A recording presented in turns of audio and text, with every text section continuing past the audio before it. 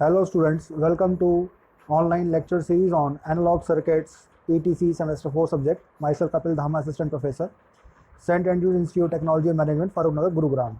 So student, this is lecture number 13 of unit 3 and in this lecture series we cover the following topic, that is introduction to IC fabrications, the steps involved, and in the steps we also discuss the chemical vapor deposition and twin tube CMOS process, also along with sputtering technique. Okay students, let's start with IC fabrications introduction. So as you see, this is a schematic diagram of a metal oxide semiconductor. तो जैसे कि आप देख रहे हैं student कि हमने इसके ऊपर एक पी टाइप का एक सिलिकॉन सबस्ट्रेट लिखा हुआ है. This is a P type silicon substrate, और इस पी टाइप के सिलिकॉन सबस्ट्रेट के ऊपर ही आप देखेंगे कि एन चैनल का जो बना हुआ है डिफ्यूजन चैनल, वो बना हुआ है. 3 टर्मिनल्स हमारे यहाँ पर मौजूद हैं, सोर्स, ड्रेन और गेट. ओके स्टूडेंट्स, तो सबसे पहले इसमें देखें तो क्रिस्टल ग्रोथ के बारे में डिस्कशन किया जाए.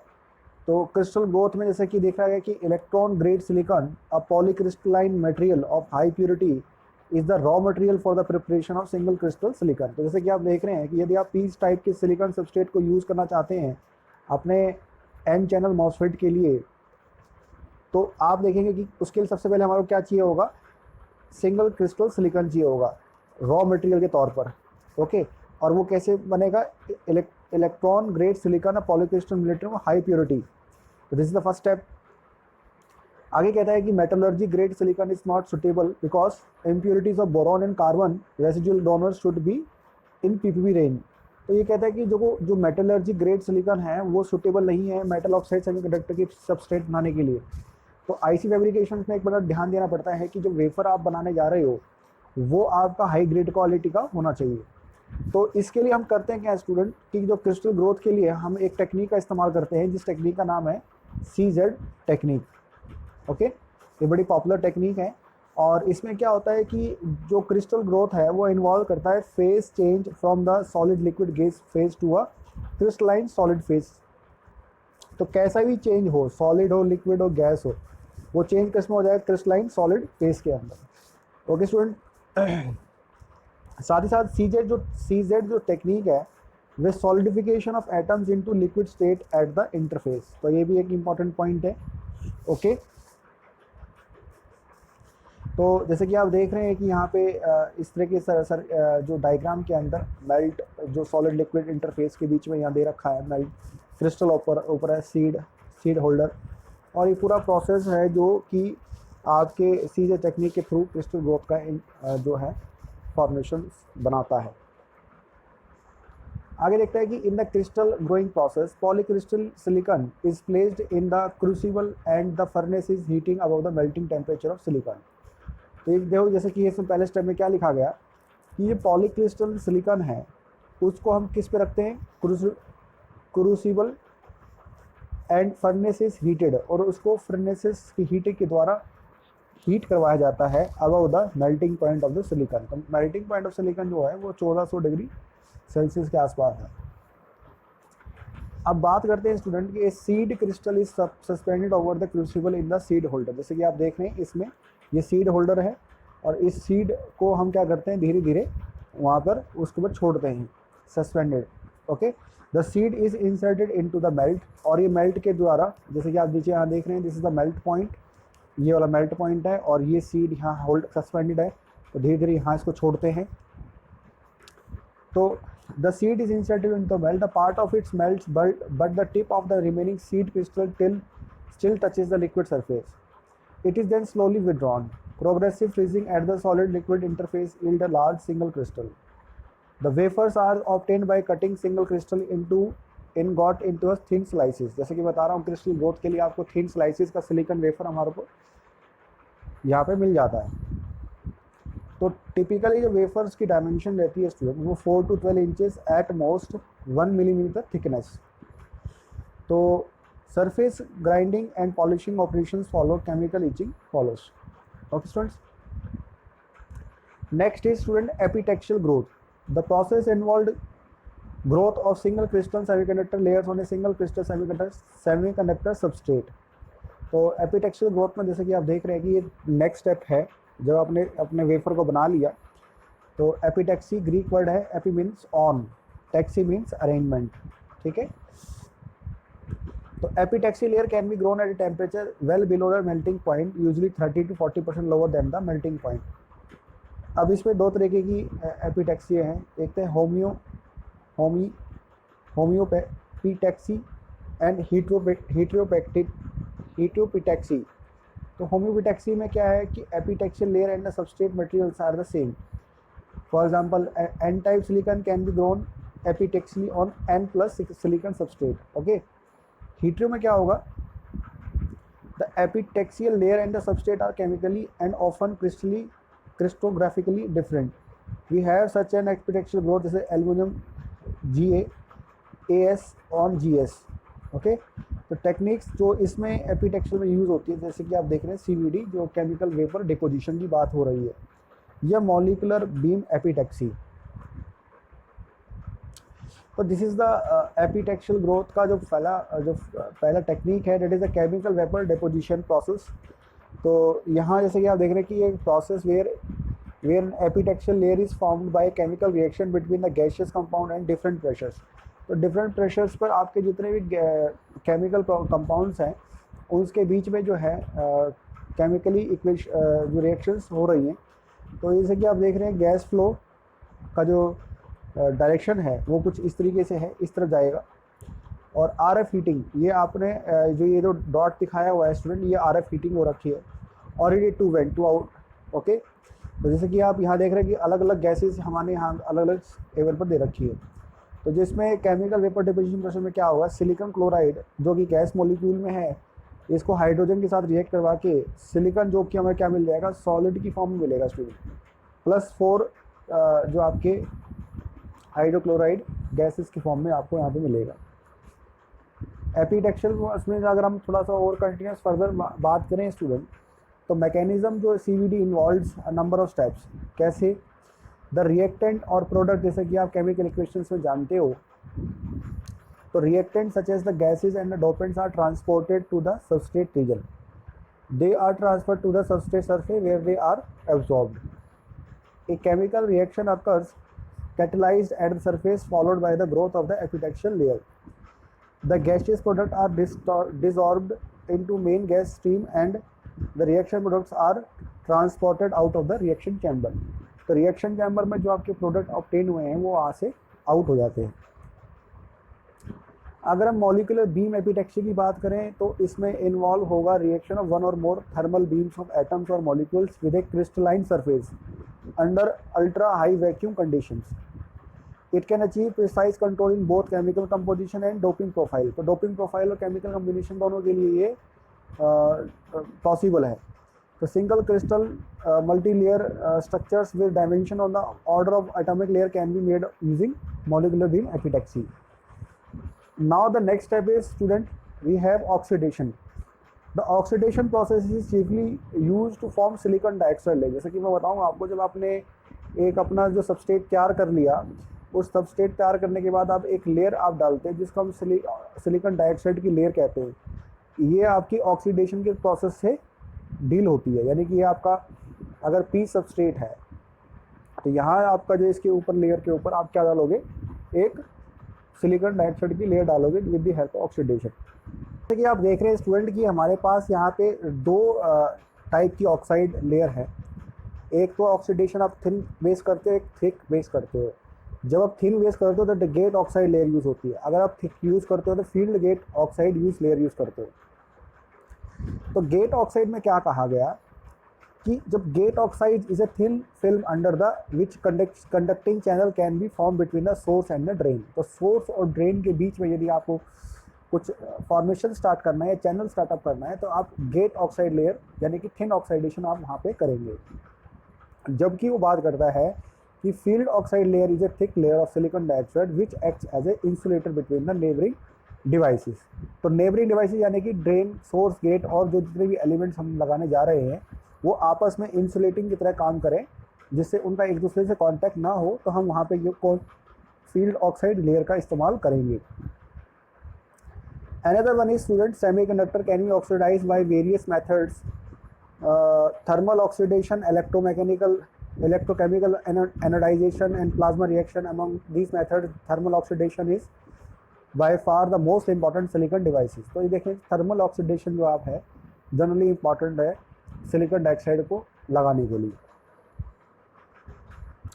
तो दिस इज़ द प्रोसेस. जैसे कि आप देख रहे हैं स्टूडेंट, एक हीटर दिया हुआ है, एग्जॉस्ट है, फिल्टर डेड आ रही है. ओके, तो इस डायग्राम के थ्रू आप समझ सकते हैं किस तरीके से हम कोटिंग जो है सिलिकॉन डाइऑक्साइड की कर दिया करते हैं. अब ड्राई एंड वेट ऑक्सीडेशन, जैसा कि आप देख रहे हैं, सिलिकॉन जो सॉलिड नेचर का है उसको ऑक्सीजन के साथ जब हमने रिएक्ट करवाया तो सिलिकॉन डाइऑक्साइड हमें क्या मिल गया,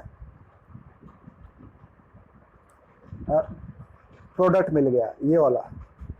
तो ये ड्राई ऑक्सीडेशन हो गया. अगर मैंने ये कहा कि सिलिकॉन को गैसियस फॉर्म H2O के साथ जब रिएक्ट करवा रहे हो और सिलिकॉन सॉलिड डाल रहे हो तो आपको क्या मिल रहा है, silicon dioxide solid plus gas. तो ये वेट ऑक्सीडेशन हो गया. ओके, तो ये जो है ये प्लस नहीं है, ये इक्वल टू है. ओके, तो oxidation temperature generally in the range of 900 to 1200 degree Celsius and physical gas flow rate is 1 litre पर मिनट. तो oxide grown in dry oxygens have the best electrical properties. Considerably more time is required to grow the same oxide thickness at a given temperature in dry oxygen than in the water vapor. For relatively thin oxides such as the gate oxide in MOSFET, typically 120 nanometer for dry oxygen is needed. तो इस तरीके से हम जो है अपने dry wait oxidation के through अपने सबस्ट्रेट के ऊपर सिलिकॉन डाइऑक्साइड का फैब्रिकेशन कर देते हैं. अब बात आती है impurity doping, that is diffusion and ion implantation. तो impurity doping is the introduction of controlled amount of impurity dopants into the semiconductor to increase the conductivity. अब कंडक्टिविटी को बढ़ाने के लिए आप क्या करते हो, डोपिंग का इस्तेमाल करते हो. तो impurity doping is done to mainly to change the electrical properties of the semiconductor. तो इलेक्ट्रिकल प्रॉपर्टीज ऑफ सेमीकंडक्टर को चेंज करने के लिए आप इम्प्योरिटी आयंस जो है वहाँ इम्प्लांट करते हो. तो यहाँ पे एग्जांपल है creation of source, drain, regions, wells and substrate convex etcetera. तो इस पर्पज़ के लिए आप डिफ्यूजन और आयन इम्प्लांटेशन करते हो. तो 2 अप्रोच करते हो इसके लिए, 2 अप्रोच है इसके लिए स्टूडेंट, एक था डिफ्यूजन, एक ion implantation. Generally both diffusion and ion implantation are used in fabrication. तो दोनों ही फैब्रिकेशन के अंदर हम इस्तेमाल कर देते हैं. Typically diffusion is use to form a deep junction that is a twin well in CMOS, whereas ion implantation is used to form a shallow junction that is source drain junction of a MOSFET. तो जैसे कि आप देख रहे हैं कि CMOS को भी हम आगे पढ़ेंगे और MOSFET हमने पहले ही पढ़ चुके हैं. तो जो MOS में आप देखते हैं MOSFET में सोर्स, ड्रेन और गेट, वो हम किसके द्वारा करे जाते हैं, आयन इम्प्लांटेशन के द्वारा. जबकि डिफ्यूजन का जो प्रोसेस है वो किस में होता है, ट्विन वेल CMOS प्रोसेस के अंदर. तो this is the comparison of diffusion and implantation techniques for selective introduction of dopants into the semiconductor substrate. तो पहले वाला जो है डिफ्यूजन है, तो उसका देखिए आप कि जो डेंसिटी है वो कितनी ज़्यादा है, जबकि आयन इम्प्लांटेशन की वो थोड़ा सा सेलेक्टिव नेचर का है. ओके, अगर डिफ्यूजन की बात करें स्टूडेंट, तो diffusion is a semiconductor. Diffusion in a semiconductor can be visualised as atomic movement of the diffusant, that is dopant atoms in the crystal lattice. Or such type of impurities is typically done by placing the semiconductor wafers in a carefully controlled high temperature quartz tube furnace and passing a gas mixture that contains desired dopant through it. तो जो temperature रहेगा वो 800 से 1200 degree Celsius के बीच में रहेगा. तो सिलिकॉन में डिफ्यूजन के लिए boron is the most popular dopant for introducing a p-type impurity, whereas arsenic and phosphorus are used extensively as n-type dopant. The final dopant concentration is greatest at surface and decrease in the Gaussian manner deeper in the material. And diffusion की जो rate of equation है वो ये है.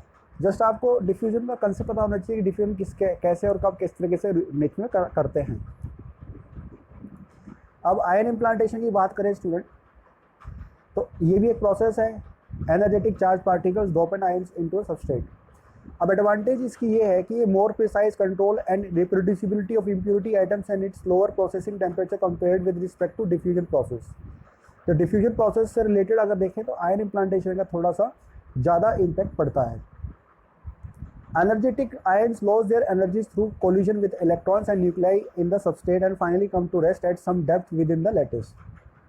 The average depth can be controlled by adjusting the acceleration energy. The dopant thus can be controlled by monitoring the ion current during implantation. So the principal side effect is the disruption of damage of the semiconductor lattice due to the ion collision. So therefore a subsequent annealing treatment is needed to remove these damages. Okay students, तो ये जैसे कि आप देख रहे हैं semantic medium है current ion इम्प्लांटर का, तो ये सिर्फ अंडरस्टैंडिंग पर्पस से है, हमें इसको और देखना नहीं है। डिपोजिशन की बात करें स्टूडेंट, तो repetitive deposition of layers of a material over a complete wafer to act as a buffer for a processing steps और एज एन इंसुलेटिंग और ए कंडक्टिंग लेयर। तो silver nitride used as a sacrificial buffer material during formation of the final oxide। तो chemical vapour depositions के द्वारा silver nitride को हम everywhere deposited कर देते हैं। अब polysilicon is deposited using a chemical deposit process in which silane gas follows over the heated wafer coated with silicon dioxide eight 650 degree Celsius. तो इससे हुआ क्या, non crystalline material call polysilicon वो आपका रिएक्शन के द्वारा प्रोड्यूस हुआ। तो अगर कंडक्टिविटी की मटेरियल को बढ़ाना है तो deposition has to be followed by an important implantation step, that is aluminium interconnect layers are deployed using a process called sputtering. तो aluminium is evaporated in a vacuum with in the heat of evaporation delivered by ion beam bombarding. तो ion beam bombarding के through aluminium vapour के through जो है vacuum में evaporate हो जाता है। Next we have is lithography. Lithography is the process of transferring patterns of geometric shapes on a mass to a thin layer of radiation sensitive material called resist covering the surface of a semiconductor wafer. अब resist pattern defined by the lithographic process are the replica of circuit features to be designed. So these patterns define the various region in an integrated circuit such as implantation regions, that is contact windows। और technique जो involve होंगी lithography के अंदर वो optical lithography या photolithography, generally हम photolithography लिखते हैं। Advance electron beam lithography, x-ray lithography, ion beam lithography, ये आपकी एडवांस जो आजकल नेचर में क्लासिकल जो मॉडर्न अप्रोच चलती है फोटोलिथोग्राफी वाली चलती है। अब लिथोग्राफी में क्या है कि मास्क क्या करते हैं, use for IC manufacturing are use for reduction reticles. तो designer describe the circuit pattern to be generated on a CAD computer aided designing tool पे हम क्या करते हैं, मास्क का सारा सर्किट डायग्राम बना लेते हैं। The digital data produce by the CAD tool then drives a pattern generator which transfer the pattern directly to the electron sanitize mask. The pattern on a mask represent one level of an IC design. The composite layout is broken into mask level that correspond to the IC process sequence, such as isolation region on a one level, the gate region on another, and so on. So typically 15 to 20 different mask levels are required for a complete IC process cycle. So student, we have lithography, photolithography, or we can say the optical lithography. So in this we have a photoresist. A photoresist is a radiation sensitive compound that can be classified as positive and negative depending on how respond to radiation. For positive resist, the exposed region become more soluble and thus are easily removed in the development process. The net result is that the pattern formed are also called images in the positive resist are the same as those on the mask.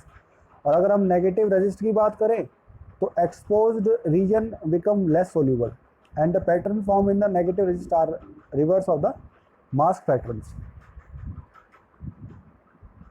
Okay student, तो ये photo resist positive photo resist की बात कर रहा है। तो जो आपके जो फोटो सेंसिटिव कंपाउंड में जो इनसॉल्युबल है, तो after exposure the photo sensitive compound absorb radiation in the expose pattern areas, changes it's chemical structure and become soluble in the developer solution. तो एक्सपोज एरिया को फिर बाद में रिमूव कर दिया जाता है डेवलपमेंट के बाद। नेगेटिव रेजिस्ट फोटो रेजिस्ट में देखेंगे तो पॉलीमर्स है combined with the photo sensitive compound. After exposure, the photosensitive compound absorb the optical energy and convert into a chemical energy to initiate a polymer linking reaction. This reaction causes cross-linking of the polymer molecule. The cross-linked polymer becomes insoluble in the development solution. After development, unexposed वो भी remove कर दिया जाता है. Okay, अब इस पर drawback क्या है कि डेवलपमेंट प्रोसेस के दौरान द वोल रेजिस्ट में mass swells by absorbing developer solvent. This swelling action limits the resolution of a negative photoresist. Now we have the another process, that is etching. Once a material has been deposited, etching is used selectively to form patterns such as wires and contact holes. So also the materials that is not covered by photoresist are selectively removed by etching. We have wet and dry etching. In wet etching, process makes use of acid or basic solution depend upon the material that is to be removed. For example, in wafer etching, mixture of hydrochloric acid and nitric acid are held in acidic tank. Batches of 10 of wafers are introduced and they are rotated into minimum uniformity desired thickness wafer are obtained. Or each rate is generally isotropic, that is lateral and vertical each rates are the same. अगर हम dry etching की बात करें, इसको plasma etching भी कहते हैं. ये wafer is placed in each tool processing chamber and give a negative electric charge. तो चैम्बर को हम हीट करते हैं 100 डिग्री सेल्सियस पे and fill with positively charge plasma using fix mixture of nitrogen, chlorine और boron trichloride. The opposing electric charge cause rapidly moving plasma molecule to align them in a vertical direction. The microscopic chemical action removes the exposed material. Plasma etching offers the advantage of well-defined directionally to the etching direction. So student, this is the basic steps we study in the basic IC fabrication steps. जैसे कि अब मैं आपको दिखाऊं, these are the steps. Silicon substrate लिया, उसके बाद silicon dioxide लगाया, सेकेंड में फिर हमने फोटो रेजिस्ट लगाया, फिर हमने अल्ट्रावायलेट रेज से हमने क्या किया, अनएक्सपोज जो अनवांटेड पार्ट था हमने उसको क्या किया, रिमूव किया. और उससे क्या हुआ, केमिकल और प्लाज्मा ईच से हमने क्या किया उसको, फिर हमने रेडिएशन से एक्सपोज करवाया. तो आप देख रहे हैं कि सिलिकॉन सबस्ट्रेट का जो पिंक वाला लेवल, ये वाला पार्ट है, ये रिमूव हो गया इस सिलिकॉन के इसके बाद. और फिर लास्ट में हमने क्या किया कि इस जो ग्रीन वाला पार्ट था हमने वो भी आपने क्या कर दिया, रिमूव कर दिया, और इस तरीके से हमारा एक सबस्ट्रेट बन के तैयार हो गया. तो आई होप कि स्टूडेंट्स आपको ये समझ में आया होगा कि इस स्टेप्स में हमने बेसिक आईसी फैब्रिकेशन के स्टेप्स को और कुछ जो टेक्निक्स हैं हमने वहाँ पे ये स्टेप्स करी. तो आने वाले लेक्चर्स में स्टूडेंट हम जो सीमॉस का जो आईसी फैब्रिकेशन स्टेप है वो हम इसके अंदर पढ़ेंगे. तो आज के इस लेक्चर में इतना ही स्टूडेंट, तब तक के लिए थैंक यू.